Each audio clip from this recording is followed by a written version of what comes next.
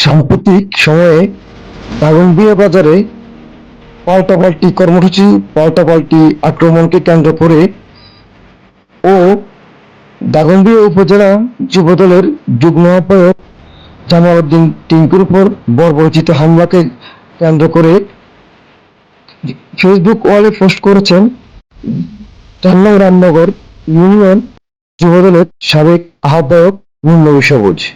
তিনি তার ফেসবুক ওয়ালে লিখেন, নিজেকে বিএনপি একজন কর্মী বলে পরিচয় দিতে আজ আমার লজ্জাবোধ হয়। দাগনভূঞা বাজারে উলি মুচি, চোর, বাটপার, প্রতারক শ্রেণীর লোক যারা এক ক্লিকিতে কলম ভাঙে ৩ বার, সকাল সন্ধ্যা থেকে সন্ধ্যা অব্দি অনেক লোক আছে যারা মিথ্যা চিটারি, বদমাশি, নারী লোভী, নিজেরা অন্যের উপর জুলুম নির্যাতন করে দিন শেষে তারা নাকি বিচারক হয়। তারা আবার বিএনপি পরিচয় দিয়ে চলে। এসব লোকদের কারণে শিক্ষিত, মর্জিত, স্বচ্ছ পরিচ্ছন্ন রাজনৈতিক কর্মীও নেতারা যারা আছেন তারা আজ দলের কাছে নিষ্পেষিত। নিজেদেরকে বর্তমানে বিএনপি রাজনীতি থেকে দূরে সরিয়ে নিচ্ছেন। এটি শুভকর নয়, সকলেই মনে রাখতে হবে।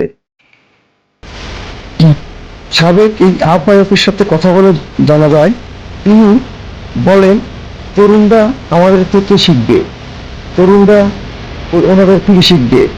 এভাবে যদি নিজেরা নিজের ভিতরে মারামারি, দরাদরি, হানাহানি হয় তাহলে একসময় রাজনীতিতে কমিশন হয়ে পড়বে, তাহলে নিজেরা নেতাদাবি করবে কিসের ভিত্তিতে?